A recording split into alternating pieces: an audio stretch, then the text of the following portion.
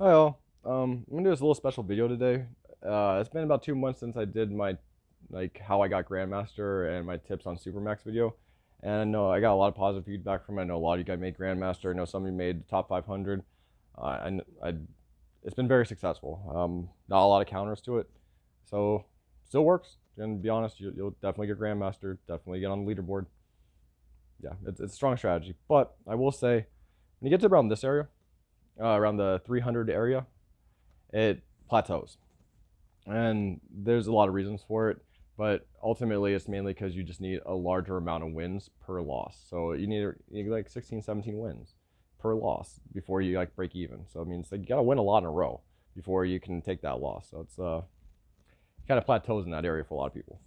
So I was able to get to 48 in Supermax. I got to 40th ranked, but I tweaked the strategy quite a bit. And like I said, it's been 2 months. I mean, I've been doing a lot of rank games. I mean, I've got thousands at this point in Supermax, so I learned a lot. And I decided I'm gonna go ahead and share with you guys my current rank strategy, like what I used today, like what I used 20 minutes ago to beat a master. Like 1 second, I just literally was 20 minutes ago. I was playing the game and I thought about it and I was like, you know what? I'm just gonna go ahead and tell everyone how I actually do ranking now. It's been so long that I forgot. I haven't watched the video in a while, so I will say if you haven't seen that Tips of Grandmaster or that Supermax video, it's on my channel. It's one of my first ones I did. If you haven't seen that, you need to watch it before you kind of continue on here because there's terminology and there's concepts in that video that I'm going to add on to. I don't have time to really re-explain them, so I'm just going to add on to them. It's going to be like not really like a part two, but kind of more like an advanced course. But there are really good concepts here that will increase your win percentage. And that's really the goal here is just to increase your win percentage because you got to win so many games in a row to break even that it becomes a win percentage game. So these are small tweaks I did to increase a little win percent here, 1% here, 2% there, to then give myself a better edge to then progress further down the ranking scale. That's essentially what we're going to be talking about today. So let's start off looking at the Supermax. I'm going to talk about a few things about the map first. So when you do manual selection, that's essentially the game. Manual selection and deployment. That's the majority of the game, especially in a one-on-one. So it comes down to how you choose your territories, which territories you choose, what order you choose them in, and what position you have. Getting your opponent to connect themselves completely, making sure you're not connected to anything. There's a lot of things that go into the manual selection. It's kind of like Othello or Go. And when you start thinking of it from like that perspective, that the game of risk happens before round one, a lot of strategies open up. And that's just true. A lot of it opens up because then when you deploy, and we use fog so that we just can't have like player one just like deploys right next to player two and then just kills them because they get the deployment troops. Yeah, that's why you want fog. It's like, but either way, after the fog clears, you know who the winner almost every time. But it's not always the same person. So that's the trick to one-on-ones. And I'm gonna give you some tricks on the before round one that'll set you up for the win a lot better. So let's talk settings. Settings are a big one. I'm going to give you at least a 5% winning percent increase in settings alone. You change some set. We're going to change some setting around from the last video to this video. You're going to win at least 5% more of your games, guarantee it. So first setting is a must. You have to have manual placement. Without it, it's a coin flip. And being that you need to win over a dozen games for each loss, you're going to flip wrong eventually. So you have to have it. This is a big one, and this is the big one right here. Cards. So I moved to progressive cards, and it was, I say at least 5%. It's going to be more, but I'm going to say at least 5%. That setting right there, flipping from fixed to progressive, will save you. You'll win at least 5% more of your games. So the reason for it is this. So if you go second and player one, like if your opponent's player one, they're going to get cards before you almost every time.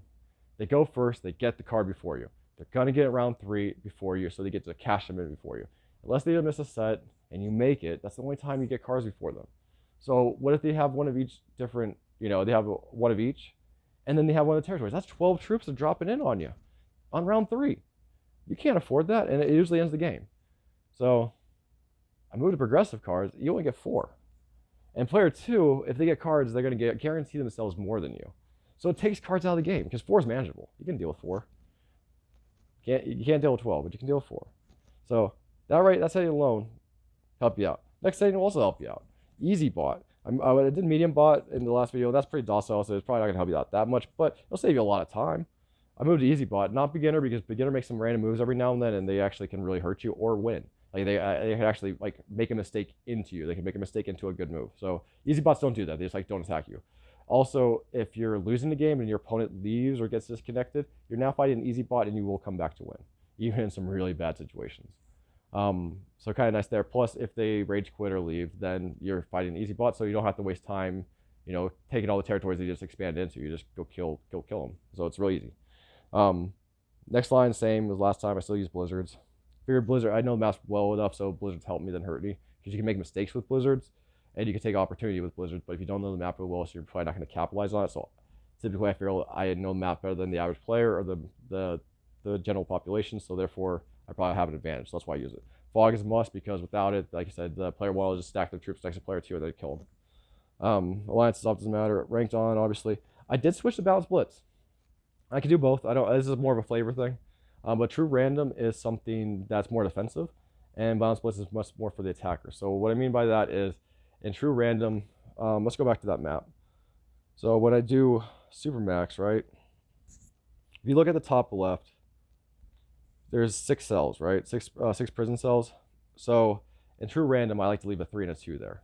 The reason for it is I see guys with like 11s all the time, and they won't take it. They can't win it. It's only cost me 3 troops, but you destroy people with it. So it's really nice to leave 3s. I call them caltrops, or what's called time bombs, because it's just, they're evil, man. Like no one suspects the little small 3 there, but I can't tell you how many times I've seen like a 12 or a 13 just explode on a 3. It happens so often and just ends the game. So don't underestimate the 3s in true random. Balanced blitz, you can forget about the 3s. You're going to roll right over them because they take out the anomalies, so benefits the attacker. I found out that balanced blitz gets me more consistent win streaks, so that's the reason why I keep it on. They took those off, so we'll put them on. And other than that, that's settings. So let's go ahead and hopefully find an opponent quickly and go ahead and talk a little bit about it. So there are a few points that I do want to mention in manual selection that you want to have them for yourself, and there's ones that you just really don't want. You want your opponent to have them. And then there's one territory that's a must that your opponent must take. If they don't take it and you have to get it, so be it, but it is a disadvantage to have that area, and actually a pretty big one. In some cases, depending on how people deploy, could end the game if you have that area. So, and that one is the middle border on the top left. I think it's a solitary confinement gate, I think is the name of it. But we'll talk about it when we see the map. I'm just hoping someone joins pretty soon, so I don't sit here for 5 minutes. That's one downside since I put out the videos and talked on Reddit and what's called Discord. I don't get games as easily anymore. So it's a lot slower nowadays. The other ones I want to talk about, territories, top right. Okay, we got someone. All right. So I'll just show you now. I don't have to actually shout it out. But the very far top right one is a very important one. If you get that first and nothing else has been taken in that area, you guarantee yourself a run out. The reason for it, you get that one and you can pick one of the sides. Your opponent takes the other side, but it's a run out then. So that's an easy one. The other one is the bottom left. You can make the L by taking the far left one and the bottom left one, and that makes a little L. That makes a run out too, because they have to pick a side. You just take the other one. Oh, opponent goes first, so they should win? We should lose. So we'll be able to talk about it a little bit. So first thing I look at whenever I see a map brand new is which one's going to take the least amount to complete. That's obviously the top because it has a blizzard. It's only 4 squares. He goes there. We're going to take the side to make sure that we force a run out. You don't take the middle and you don't take the top one. What he did there is a mistake. I call that filler. He's doing filler right now. He shouldn't be doing filler. You do filler at the end. You get the key spots first. So he just completed my run in for me, and I'm already on my way to a run. I got a run in on the bottom now, almost run out. One more territory, and we got a run out. He will get a run out on the top right though, but it was more important for me to finish the 6. Oh, depends on which one he takes. He has to take the one on the left. If he doesn't take the side one, okay, there you go. He has his run out now. I do not want to take the top one, and the reason for that is I just want that 1 square, because if I deploy there, I can then take the one towards the middle, the other side, the middle, and then the back. So I actually is an attack point if I don't take the other one. So I don't take that. Now, the most important one in this map would be that bottom left one, but I have to continue building my super run out. What I call super run out is only 1 square. He will block it, and that's what we expected, but I wanted to get the extra one. Super run out means you only have 1 territory to take. Run out is 2 or more. So the next square I'm going to tell you is that L in the bottom left we talked about. So part of the L is already taken, the left one. So we're going to complete the L, the bottom one. and this guarantees a run out. And the reason for it is because if you took one of the sides, you just take the other one to run out. So at this point now, it is a run out. Because I can go to the middle, I go to the right, and I go to the top. And I continue this to see how far I can get. Maybe I can get a super. I do get a super. He does block. All right, I have one square I'm allowed to take before I have to stop and deal with the top left. So the rules of the top left. When an opponent starts working the top left, when you see 3 empty cells, you need to stop what you're doing unless it's to prevent a game any mistake or to get a con or something. If you see 3 empty cells, you stop what you're doing, you go for it. Okay? So you don't do it on 4, you do it on 3. That means I get one more. I'm going to take a dead end on the bottom right.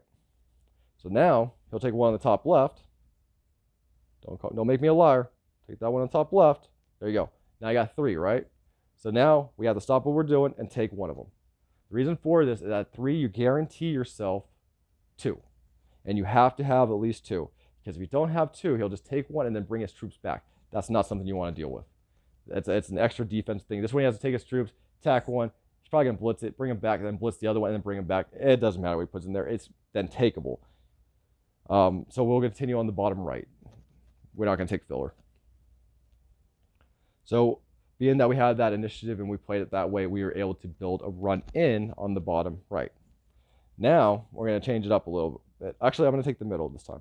Let's take the middle. So we're going to talk about middle in a second. Let's see what he takes first. If he takes the bottom right, then I got to talk about something else. All right, cool.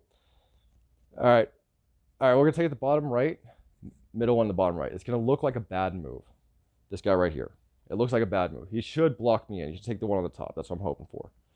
So he doesn't. Okay, we'll deal with that in a second.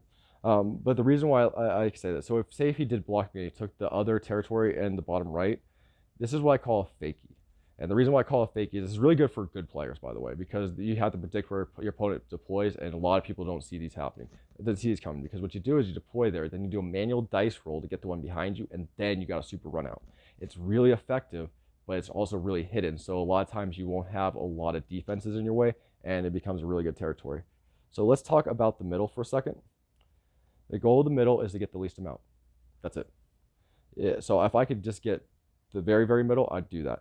You want them to build that entire ring around the middle, because there's no reason offensively or defensively you want middle pieces. They'll block you up. Either your armies cannot attack everything, or if you're in defense, their armies can't attack everything. So I mean, it's one that jams everyone up. So what you do in the middle is you take all the least favorable, not the favorable, the least favorable ones on the border. Those are the only ones you want. Anything that is good, you want your opponent to have it. And remember, you do not want solitary confinement gate. No matter if you're on offense or defense, solitary confinement gate could lose the game just by taking that square. So now in this situation going second, I don't do a 7-7-7 deployment. I do an 8-8-5. So, all right. I'm going to lie to you on that one. We're not doing 8-8-5. We're going to be doing a variation. So we'll put our 8s down on the supers. I'm going to put only a 3 here. Oh, I'm only going to put a 3 here. And I'm going to put a 3 in the middle. And the reason for the 3 in the middle is simply because I want an attack plane. I see the top and the top right I'm going to have to bust into, so I'm hoping to be able to put my deployment troops onto one of those, because the 9s on the bottom left and bottom are kind of trapped by that middle piece on the bottom right, and so I can't just run up there with one of the 9s. I'd have to go all the way around. So I kind of need a launch pad, and part of me really wanted to put the entire 5 there, but at the same time I need the third continent, because if he goes after both of mine or 2 of mine, then I'm having trouble. So in this situation, he's going for the top right, the top, and he's busting up my bottom left. That's okay. And this is why it's so important not to get that solitary confinement gate one, because he has to make a choice now. He has to fortify one. Oh, he didn't even do the top. Weird. We're fortifying too. Okay, he brought it out. So he did bring it out. That's good for us. A couple things we could do. We could play a trapping game, or we could try to take it. So we could try to take it with 11-9. Kind of risky if you ask me. The 7's blocking me up down there. So here's the thing. It's only a 5. This is what we do. This is what I was talking about those borders. That's it. Because his next move means he can't get it.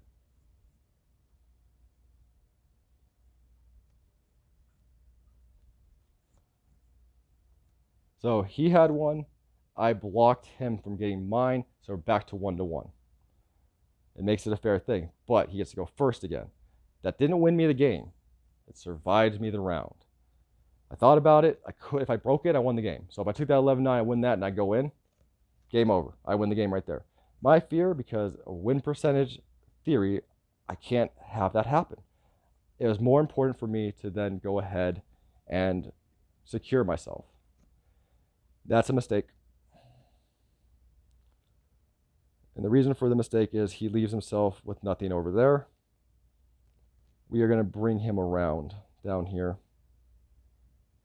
Okay. That's fine.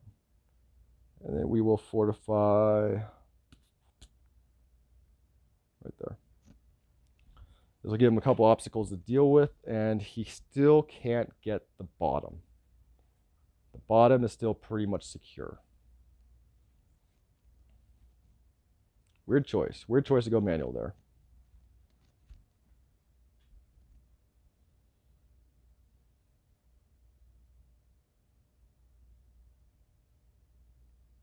Okay.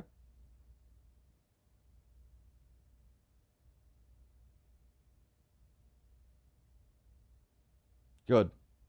He's moving. Let's hope he would move it finally. All right. Oh. Did that look like it looked like middle to me? Like all that looked like he put that right in the dead middle, or he put in the top left. I'm thinking it was dead middle, man. Let's find out. Oh wow, crazy. Okay.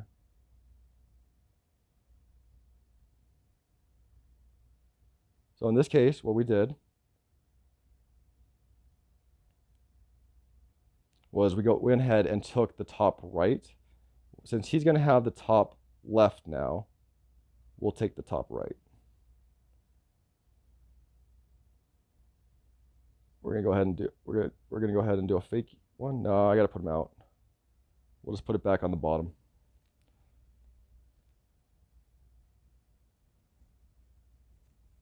The same issue he has before. He'll take the top right this time.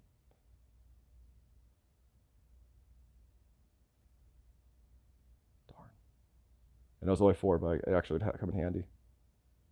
So that's the thing, is you got to move around your opponent. It's all about positioning. Opponents are actually not too bad. A lot of me would kind of rather have taken the 11 versus 9 than playing the runaround game. Ooh, mistake. Oh, no, there it is. About to say. You didn't take it? So we'll see if it deploys or fortifies, and I should be able to witness the fortification. Does not. Does not. All right, I should probably take one of the bottom righter. Now we're going to do it this way.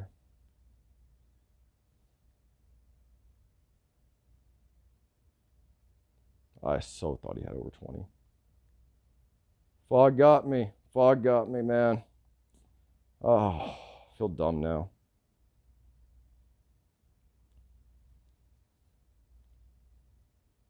I was so sure it was like 25. Or, I don't know why. So at this point, you just want to take as many territories as you can, and you want to just do as much damage as you can. Any damage would be good. All right, that's fine. But then you do want to fortify, and so in this case, we will fortify right there to the top right, and the reason for it is because of the border on the. He has the one in the middle essentially. And so we want to put that at the farthest point away from it. So that means he would have had to use the top to come down for the top right, less likely to do. So he will sacrifice the bottom because we probably wouldn't be able to hold it. And we guaranteed ourselves the top. And then from here, we're going to have a pretty big army to go ahead and finish this up. So this game should be over at this point.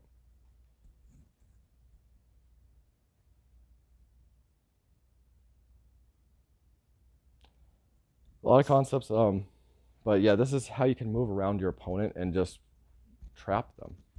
So a lot of your movements and a lot of the things you do is simply getting your opponent to block themselves. And that's the keys to catching. So you're not going to be able to win toe-to-toe most of the time when it comes to one-on-ones, especially from a ghost second standpoint. But what you can do is start start trapping them, out positioning them, and you should be able to make up the difference at that point. Try for it. Nope.